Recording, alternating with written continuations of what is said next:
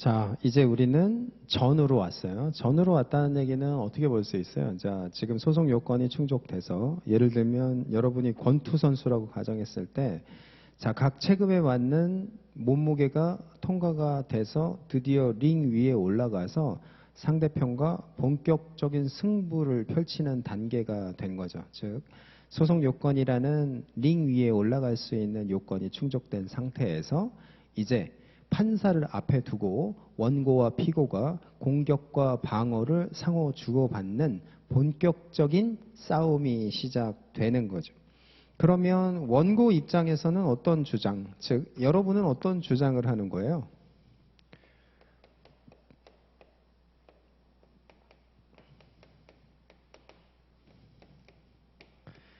당해 소송이 뭐하다는 주장을 하는 거예요? 위법하다, 당해 처분이 위법하다는 주장을 전개하는 거고, 피고는 당해 처분이 적법하다는 주장을 전개하는 거예요.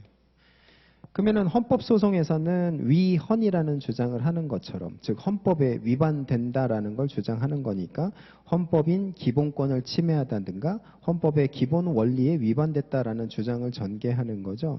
여기서는 위법이라는 게 결국에는 뭐예요? 여기에 있는 법이라는 것은 결국에는 형식적 의미의 행정법 있죠?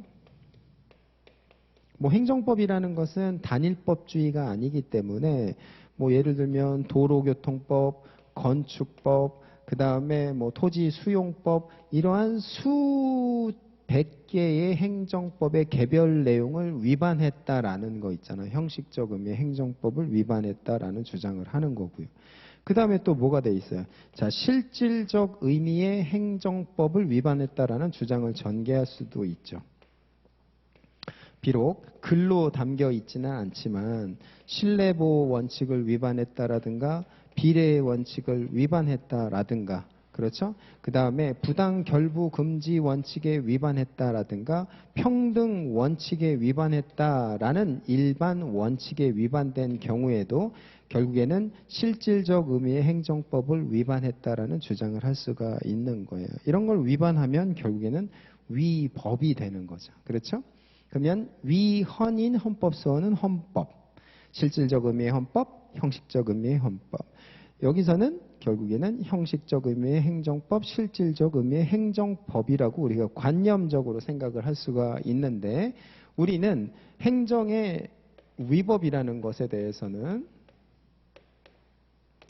기계적으로 어떤 틀에서 분석을 해 나가는 거예요? 결국에는 주체와 절차와 형식과 내용이라는 틀 안에서 우리가 살펴보는 거죠. 그래서 주체와 관련된 위법은 대부분 행정조직법상의 문제가 되겠죠. 그 다음에 절차와 형식과 관련해서는 우리가 행정절차법에 있는 내용을 준수했는지도 독자적 위법 사유가 된다라는 게 우리 판례의 명시적 입장이기 때문에 절차와 형식은 행정절차법을 위반했는지 여부를 여러분이 검토해야 되는 거예요. 그 다음에 이제 행정처분의 내용과 관련해서가 이제 문제가 되겠죠. 여러분이 거기에 보면 내용과 관련해서 우리는 뭘 보느냐, 즉 법을 위반했다라는 것은 결국에는 법률 유보, 그 다음에 법률 우위를 위반했다라는 거죠. 즉, 자, 법률 유보라는 것은 형식적 의미의 법률에서 규율되어 있지 않은, 즉 처분이 근거 법령이 없는 경우가 법률 유보 원칙 위반이 되겠죠. 그러면 예를 들어서 법이 있고요. 그 다음에 시행령이 있고요. 그 다음에 시행규칙이 여러분의 시험에 참조 법령에 나온다 그러면 어떤 거예요? 법에서 시행령으로 위임을 주지 않았는데 시행령에서 어떠한 내용을 규정해서 이것에 근거한 처분이 재심은상에 주어졌다면 뭘 위반한 거예요? 그게 바로 법률 유보를 위반한 거죠. 그렇죠? 이게 바로 행정법 위반이 되는 거죠. 그 다음에 시행령이 참조 법령에서 법이 주어지지 않고요. 시행령에만 그런 내용이 있는데 그 시행령에 담겨져 있는 내용이 매우 기본권에 밀접한 본질적 사항이다. 이렇게 보면 어떻게 되겠어요? 이거는 원래는 법률에 담아야 되는데 시행령에 담았기 때문에 의회 유보주의에 위반된다고 해서 이 또한 내용 측면에서의 위법이 될 수가 있겠죠. 자, 법률 우위라는 것은 아까 우리가 본 것처럼 결국에는 이러한 형식적 의미의 행정법과 실질적 의미의 행정법을 위반했는지 여부를 들여다보는 거예요. 그런데 여러분, 판사의 입장에서 이렇게 위법한지 여부를 들여다볼 때에는 두 가지의 심사 방식으로 나뉘게 돼요. 자, 당해행정 처분이 기속행위라면 처분의 근거 법령이 일의적으로 규율되어 있다라는 거죠. 그러니까 그 일의적, 즉 요건과 효과가 분명하게 규율되어 있으니까 판사 입장에서는 어떻게 되겠어요? 결론을 내려버리고 그 결론과 얘가 한 처분이 똑같으면 적법, 위법하면 위법이 되는 거예요. 그러니까 이 경우라면 판사는 완전한 사법심사를 하는 거죠.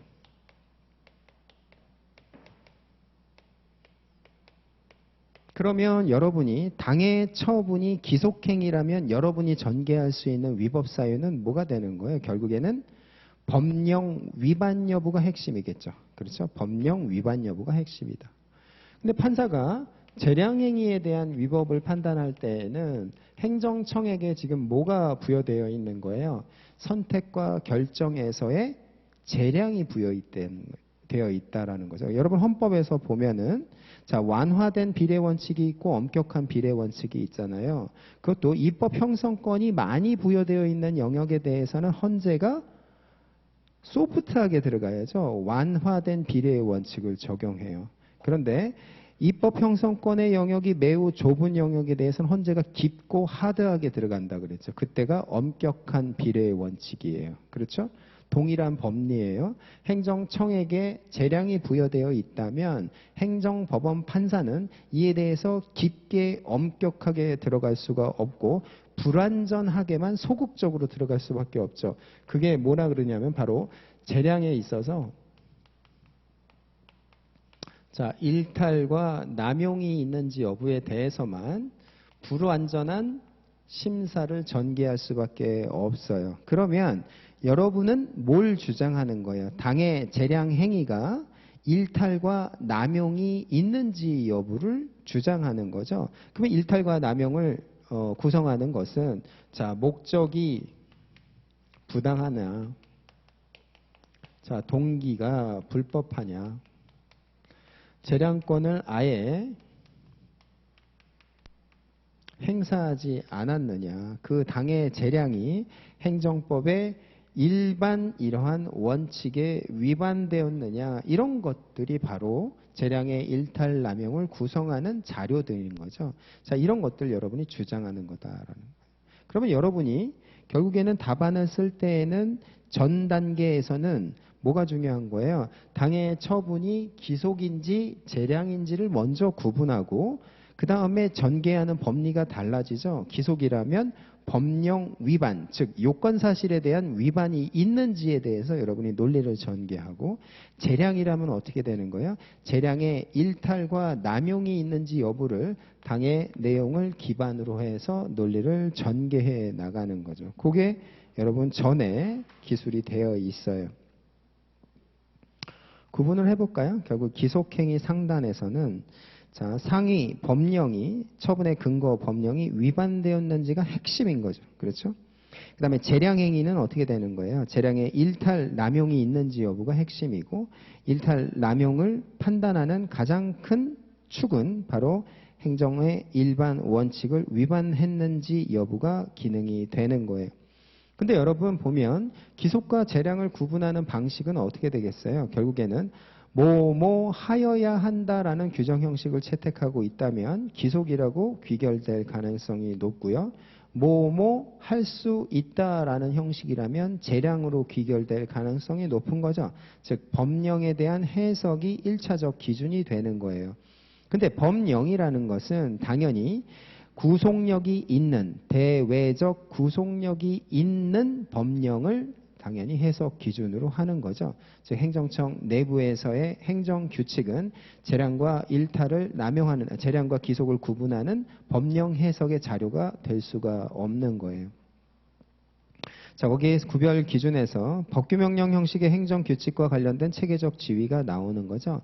자, 형식은 법규명령이죠. 그러니까 구속력이 있는데 그에 대해서 내용을 살펴보니까 행정청 내부의 기준이어서 내용은 실질로 비추어 봤을 때는 대외적 구속력이 없는 거예요. 그러면 형식을 중시할 거냐, 내용을 중시할 거냐, 이 내용과 형식 사이에서의 괴리에 어떤 선택을 할 것이냐가 이제 학설과 판례가 달라지죠.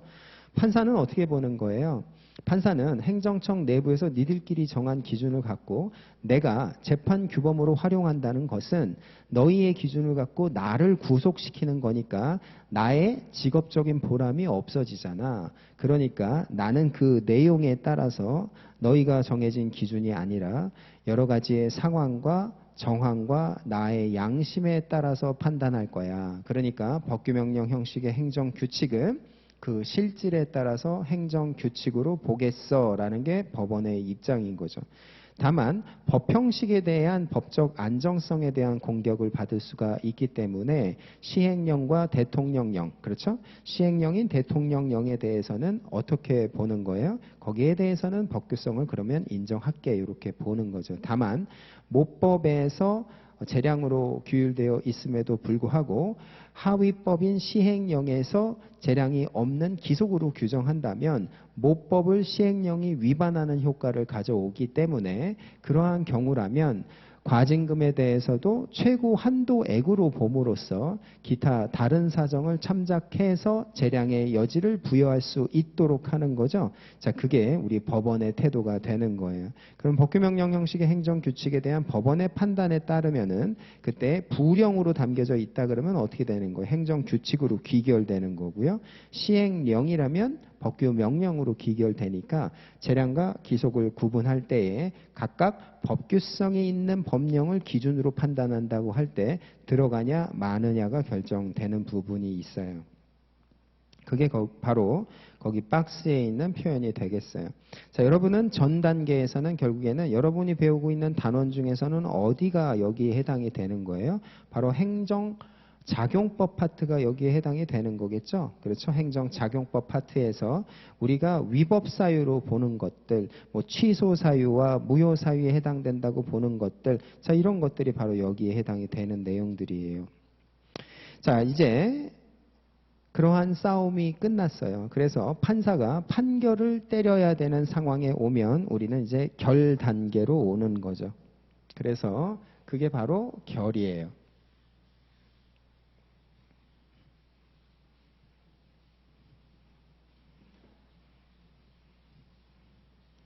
자, 그러면 결에서는 이렇게 갈 수 있겠죠. 자, 인용이면 뭐예요? 원고의 청구를 인정하고 수용한 거니까 원고가 주장했다라는 것은 당의 처분이 위법하다라는 거죠. 그러니까 처분의 위법성에 대해서 뭐가 생기는 거예요? 확정됐을 때에는 기판력이 생기는 거예요. 그렇죠? 그 다음에 기각되었을 때에는 어떻게 되는 거예요? 원고의 청구를 날리는 거잖아요. 그 얘기는 당의 처분이 위법하다고 하는 원고의 청구가 잘못됐다라는 거니까 결국은 처분이 적법하다는 점에 대해서 뭐가 발생해요? 마찬가지로 기판력이 발생하는 거예요. 그래서 처분의 위법성 일반, 적법성 일반에 대해서 결국에는 기판력이 발생한다는 것은 여러분이 민사소송을 배웠던 개념하고 똑같아요. 근데 달라지는 부분은 바로 기속력이라는 판결의 효과예요. 자, 기판력이라는 것은 소송물을 중심으로 해서 형성되고 어디에 형성돼요? 여러분 민사소송에서 배웠다시피 주문에서 형성되는 거죠. 주문에 소송물을 기준으로 한 주문을 통해서 형성되는 일사부재리의 효과를 우리는 소송법적으로 기판력이라고 표현을 하는 거죠. 근데 기속력이라는 것은 영어로는 묶는 힘이에요.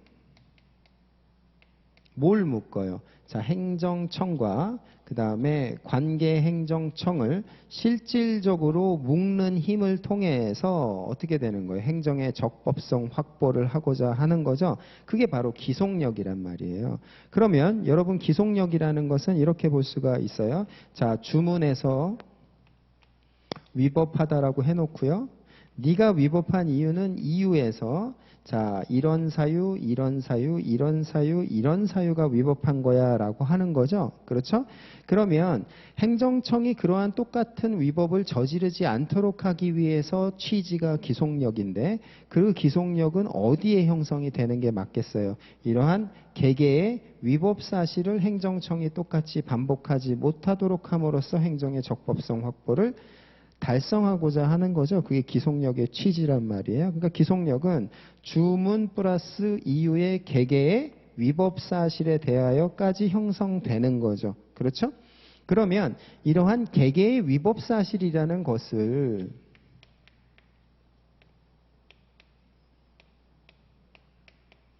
관념적으로는 우리가 어떻게 분류하겠어요? 야, 이렇게 똑같은 짓 하지 마. 이거는 마찬가지로 기본적으로 사실관계가 동일한지 여부에 따라서 판단하는 거예요.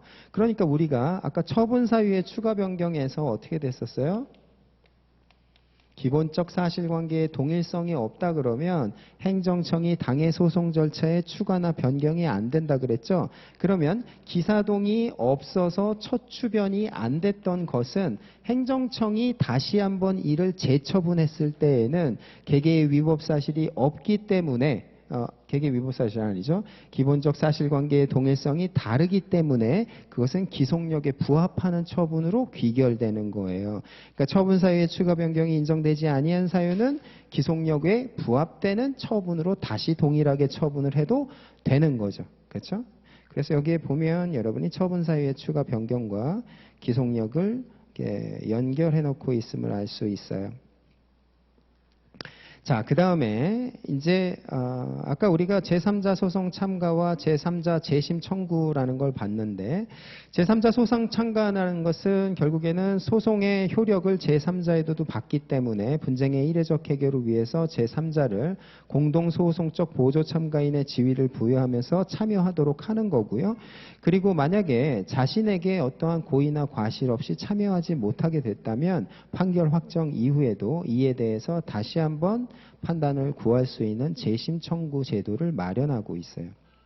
그러면 여러분이 의뢰인이라면 자, 제3자 소송 참가를 놓쳤어요. 그러면 포기하지 않고 재심 청구를 할 수 있어야 되는 거죠. 자, 그 다음에 이 기속력과 관련해서는 여러분이 이제 집행력과 관련된 부분을 좀 볼 필요가 있는데요. 당해 처분이 만약에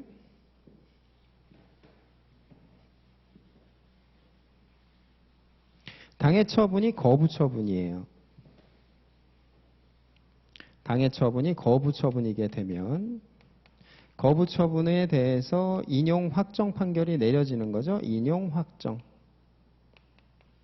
그러면 어떤 힘이 생겨요? 인용 확정 판결을 통해서 자, 기속력이라는 게 발생한다 그랬죠. 기속력이라는 게 생긴다. 그러면 거부 처분에 대해서는 기속력이 뭐가 되는 거예요? 거부 처분이라는 건 아까 신청에 대해서 행정청이 안 할 거야 라고 명시적 의사를 표명한 것을 거부 처분이라고 했으니까 그거에 대한 개개의 위법 사실을 제거하고 어떻게 해야 돼요? 재처분을 해야 될 의무가 바로 기속력의 내용이 되겠죠. 근데 기속력의 내용이 되기 위해서는 인용 확정을 했던 그 판결의 취지에 따라서 해줘야 될 거예요.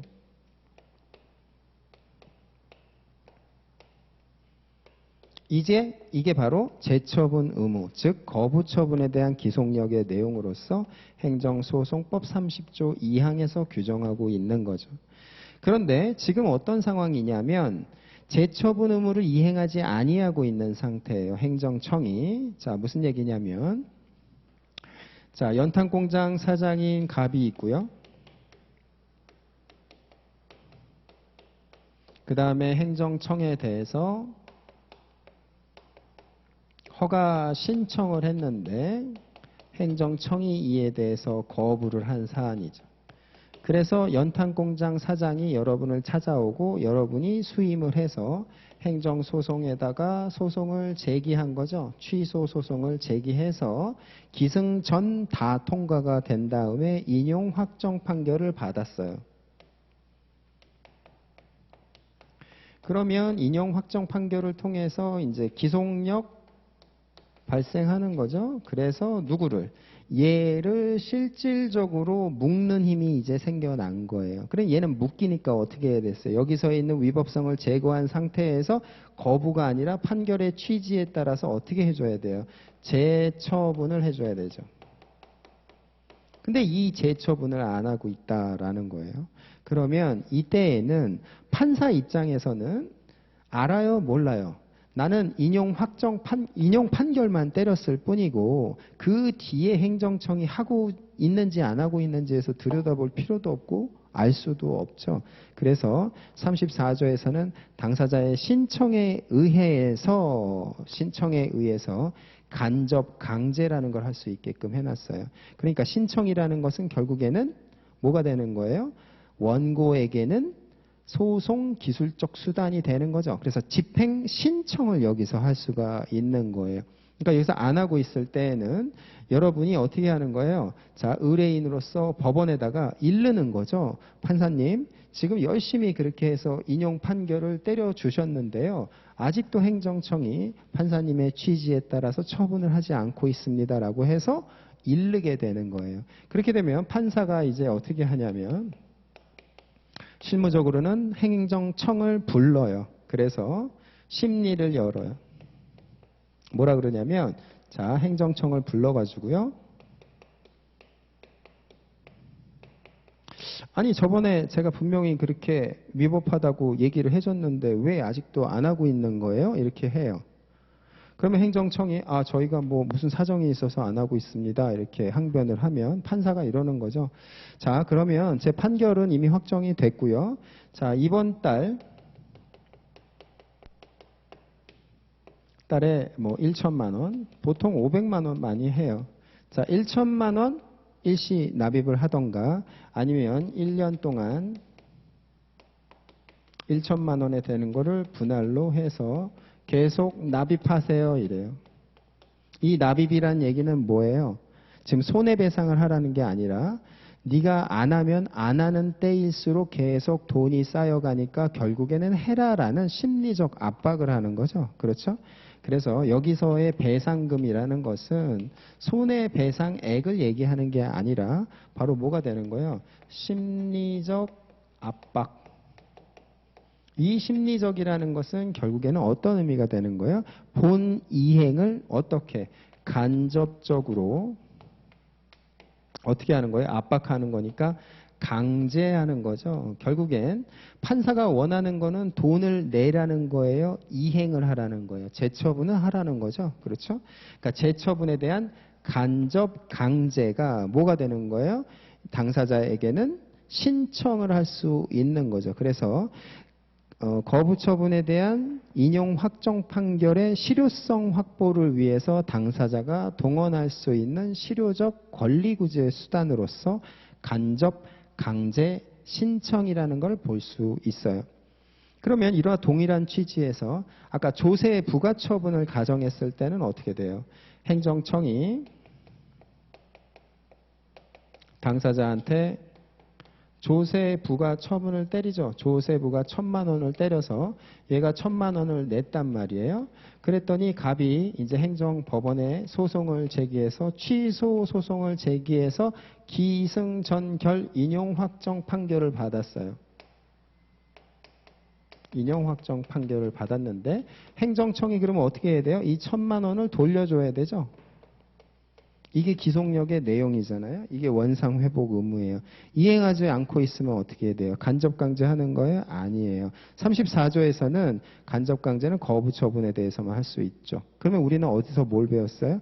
관련 청구 이송 병합이라는 걸 통해서 이때에 만약에 이게 인용 확정 판결이 때려지면은 얘가 가져간 1,000만 원은 부당이득이 되는 거죠. 법률상 원인 없이 가져간 거예요. 그러니까 법률상 원인 없이 가져간 돈에 대해서 취소 소송과 부당이득 반환 청구 소송을 처음부터 묶어서 제기했다면 사실상의 간접 강제 효력을 받을 수가 있는 거죠. 자, 이게 관련 청구 이송 병합의 문제가 되는 거니까 거기에 보면 자, 관련 청구 이송 병합이라고 돼 있죠.